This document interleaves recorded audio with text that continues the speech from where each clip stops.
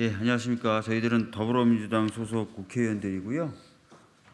노조법 2, 3조 관련돼서 어떻게 보면 당사자라고 할 수 있는 분들 모시고 거부권 행사하면 안 된다. 이 법에 대해서 대통령이 거부권 행사하면 안 된다라는 취지의 기자회견을 진행하려고 합니다.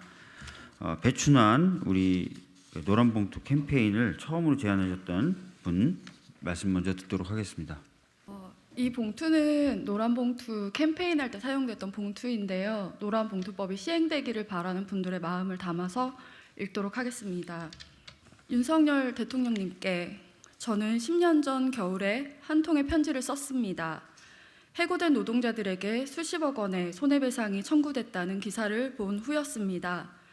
해고만으로도 보통 사람들에게는 큰 상처이고 충격인데 생계도 막막한 해고 노동자들에게 47억 원이라니 숫자를 듣는 것만으로도 무거운 돌에 짓눌리는 느낌이 들었습니다. 당시 저는 셋째를 임신 중이었고 이런 세상에서 셋째를 낳을 생각을 하니 갑갑한 마음에 내가 할 수 있는 일은 뭘까 있을까를 고민하다가 47억 원의 10만 분의 1인 4만 7천 원을 동봉해 한 시사지에 편지를 보냈습니다. 그 편지가 공개되자 마치 기다렸다는 듯이 많은 사람들이 4만 7천 원을 보내기 시작했습니다. 가족이 짜장면을 먹을 외식비를 대신 보낸다는 가장, 아들이 취준생인데 남의 일 같지 않다는 어머니, 1,000원씩 47명이 모았다는 고등학생, 장난감을 안 사고 보낸다는 7살 아이까지. 그렇게 노란봉투 캠페인이 시작됐고 노란봉투법 입법으로 이어졌습니다. 노란봉투법의 시작은 이렇게 여당과 야당의 대립도 아니고 경영권과 노동계의 대립도 아니었습니다. 내 이웃이 고통받지 않았으면 하는 마음, 내 아이가 살아갈 세상은 더 정의로웠으면 하는 마음, 돈 때문에 누군가 더 죽지 않았으면 하는 마음, 그런 마음들이 모여 만들어진 법이 노란봉투법입니다. 저는 노란봉투법이 통과되었다는 소식을 들었을 때 자신의 삶의 이야기를 담아 노란봉투 캠페인에 참여했던 많은 분들이 떠올랐습니다. 이게 연대의 힘이구나. 시민 효능감이라는 게 이런 거구나. 처음으로 실감했습니다. 그리고 특히 한 사람의 안부가 궁금했습니다. 불치병을 앓는 아이의 아빠라고. 내 아이가 얼마나 살지 모르지만 내 아이가 살아서 어른이 된다면 좋은 세상이 되어 있기를 바란다는 마음으로 노란봉투 캠페인에 참여한다던 그 아버지도 어딘가에서 이 소식을 듣고 기뻐하고 계실까? 그 아이는 건강하게 자라서 어른이 되었을까? 드디어 우리가 그 아이를 위해 더 좋은 세상을 만든 것일까? 다시 한번 말씀드리고 싶습니다. 우리들에게 노란봉투법은 경영권을 저해하는 법도 아니고 파업을 촉진하는 법도 아닙니다. 내 아이가 삶의 안정감을 가지고 살 수 있도록 하는 법, 부당함에 처했을 때 당당하게 자신의 권리를 주장할 수 있는 법, 남을 밟아야 네가 살 수 있다고 말하는 세상에 저항하는 법입니다. 우리들에게 노란봉투법은 품위 있는 시민으로 살기 위한 복지이고 민생입니다. 노란봉투법이 있기까지 마음을 모았던 많은 국민들을 기억해 주시길 바랍니다. 이 법이 없는 동안 죽어나간 많은 인생들을 기억해 주시길 바랍니다. 이 법이 있음으로써 꿈을 꾸게 될 많은 청년들을 기억해 주시길 바랍니다. 2023년 11월 20일 국민의 한 사람 배춘환 드립니다. 노조법 제2, 3조 개정안 노란봉투법을 대표 발의한 양경숙입니다. 지난 11월 9일 국회 본회의에서 노동조합법 제2, 3조 개정안이 통과되었습니다.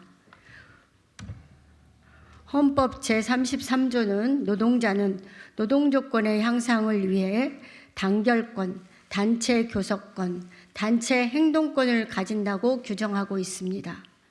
그러나 노동조합법은 그 취지와 달리 노동 상권을 가로막는 수단으로 악용되어 왔습니다. 이번에 국회를 통과한 개정안은 노동조합법의 본질을 되찾는 중요한 발걸음입니다. 70여 년 동안 바뀌지 않았던 노동조합의 정의를 지금 대한민국의 현실에 맞게 바꾸는 법이고, 일하는 사람이 노동자라는 지극히 상식적인 말을 실현하고 노동권을 침해하고 노동자를 죽음으로 내모는 괴롭힘, 손배소를 막고 진짜 사장이 책임지도록 하는 법입니다. 쌍용 자동차 사태 이후 110억 원의 과도한 구상권 청구 소송으로 많은 노동자들이 죽음으로 내몰렸던 사실을 기억하고 계실 것입니다. 현대제철은 52일간의 파업을 이유로 하청 노동자들에게 246억 원의 손해배상 청구를 했습니다. 또 지난해 대우조선해양은 하청 노동자들에게 470억 원의 손해배상 청구를 했습니다. 헌법이 보장한 파업 이후에 감당할 수 없는 규모의 손배소로 노동자를 벼랑 끝으로 내모는 일이 반복되어서는 결코 안 될 것입니다. 헌법이 보장한 노동권임에도 불구하고 노동자에게 이렇게 과도하게 손해배상을 청구하는 그런 행태를 이제는 끝내야 합니다. 노동자의 권리 보장과는 거리가 멀었던 노동법이 정상 궤도에 오르기까지 20년이 걸렸습니다.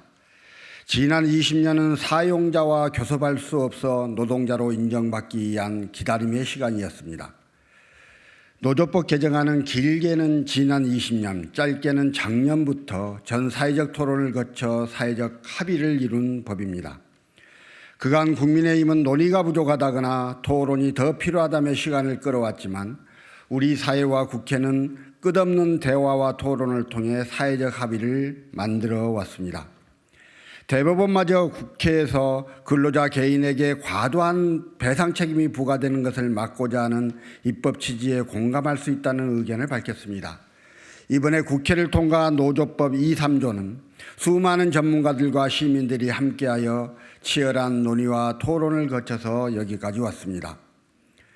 그럼에도 국민의힘은 윤석열 대통령에게 거부권을 행사하라고 요구하고 있습니다. 고용노동부 장관은 거부권 건의를 시사했습니다.